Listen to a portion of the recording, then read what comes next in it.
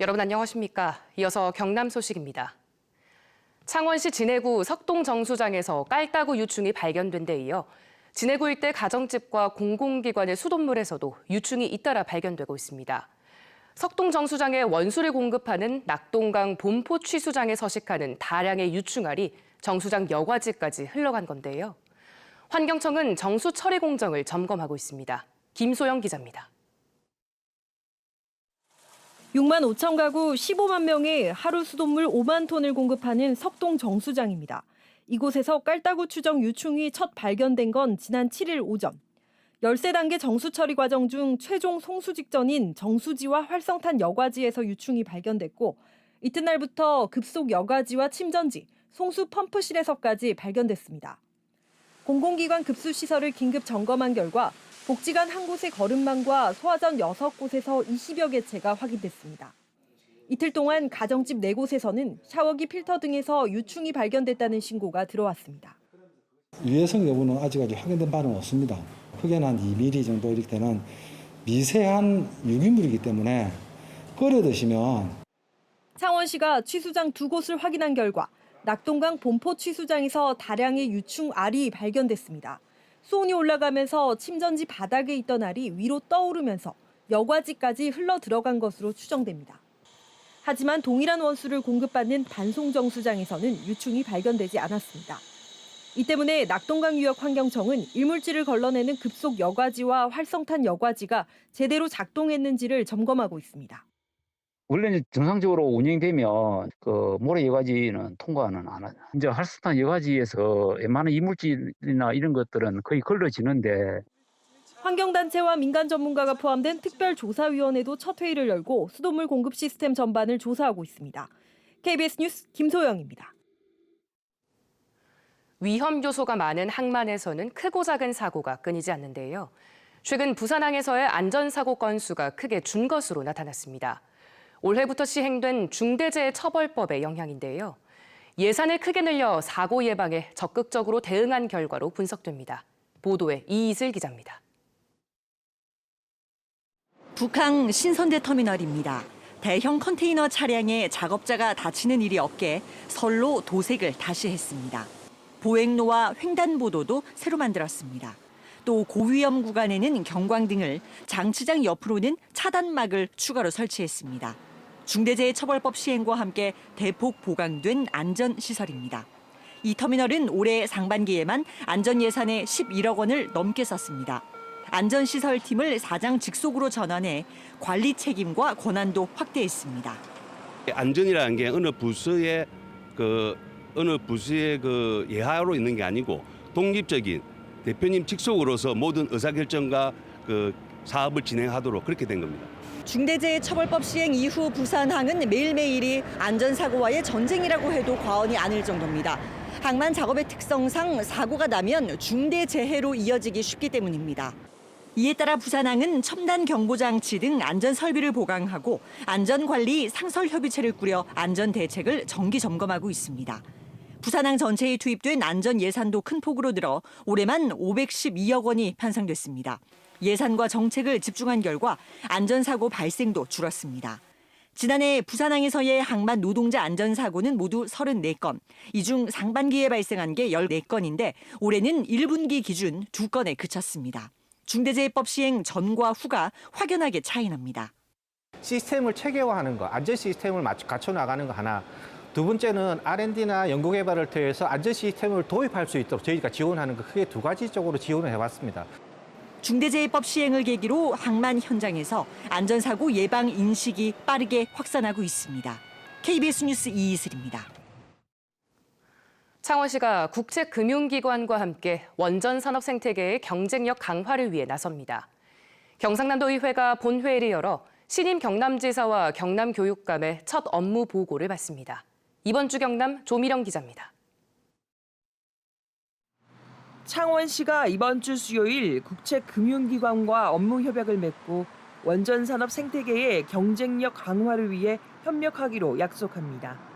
두 기관은 원전금융정책관을 창원시에 파견하고 정책금융 지원 프로그램을 추진할 계획입니다.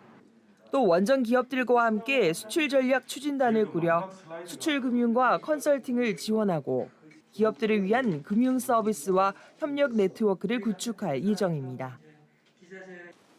경상남도 의회가 이번 주 목요일 1차 본회의를 열고 경상남도와 경남교육청의 예산결산특별위원회 위원을 선임합니다. 이번 본회의에서는 박완수 경남지사와 박종훈 경남교육감의 첫 업무 보고가 예정돼 있습니다. 오는 26일까지 이어지는 이번 회기에는 섬 지역 농수산물 등 해상 운송비 지원 조례안과 경상남도 공유수면, 점용 사용료 징수 조례안 등이 다뤄질 예정입니다. 창원시가 오늘부터 오는 22일까지 산사태 위험 지역 83곳을 점검합니다. 창원시는 돌이 떨어지거나 나무가 넘어지는 등 이상 징후를 미리 확인하고 물 흐름이나 토사유실 형태 등 비가 많이 내릴 때 위험 요소가 없는지 살필 계획입니다. KBS 뉴스 조미령입니다. 월요일 아침 비 소식으로 시작합니다. 현재 전국에 비구름이 뒤덮여 있고요. 서해 남부 해상에서 위치한 정체전선의 영향으로 경남 지역도 비가 내리고 있는데요. 오늘 저녁까지는 남해안을 제외한 지역으로 5에서 40mm 정도의 비가 오겠고요. 경남 남해안으로는 내일 새벽까지 가끔 비가 내리는 곳이 있겠습니다. 비가 내리며 가시거리가 짧은 곳이 많은 만큼 운전하실 때 안전사고에 유의해 주셔야겠습니다.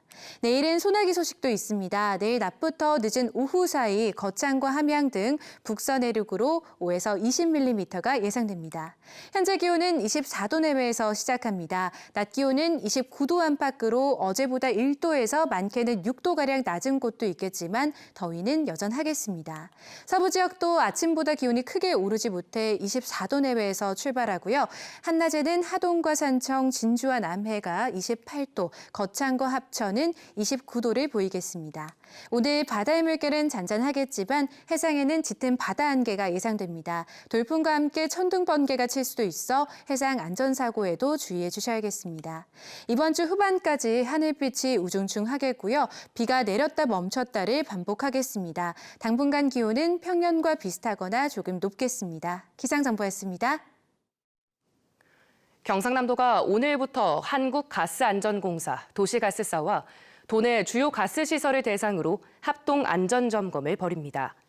점검 대상은 도시가스 8개소, 액화 석유가스 충전소와 판매소 860여 곳, 액화 석유가스 소형 저장 탱크 50곳 등 1,800여 곳입니다. 경상남도는 집중호우나 태풍 등으로 인한 안전사고를 미리 방지하고 위험 요소를 찾아 없애기 위한 점검이라고 설명했습니다. 경남의 장기 요양보험 대상 노인의 64%가 가족 돌봄 형태여서 맞춤형 대책이 필요한 것으로 지적됩니다.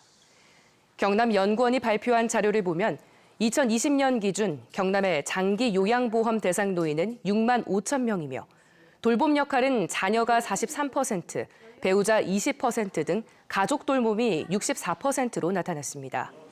특히 남자 노인은 배우자 돌봄이 47%, 여자 노인은 자녀 돌봄이 50%였습니다. 경남연구원은 가족 돌봄에는 별도의 지원이 필요하며 간호간병통합 365 안심병동 확대를 대안으로 제시했습니다. 진주시가 오는 18일부터 다음 달 5일까지 저소득 청년의 목돈 마련을 위해 청년 내일 저축계좌 가입자를 모집합니다. 지원 대상은 만 19살에서 34살 이하, 근로소득이 있는 저소득층 청년이며 매달 10만 원씩 저축할 경우 소득 구간에 따라 정부에서 매달 최대 30만 원까지 추가 지원합니다. 산림청이 휴가철을 찾을 만한 국유림 명품 숲으로 창원시 진해구의 대장동 편백숲을 선정했습니다.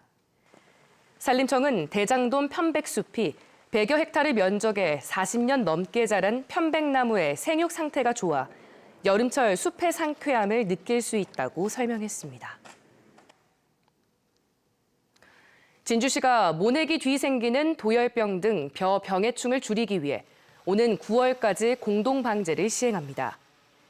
진주시는 병해충 공동방제에 12억 9천만 원을 투입해 세 차례에 걸쳐 벼를 재배하는 논 4천여 헥타르의 방제 작업을 진행할 예정입니다.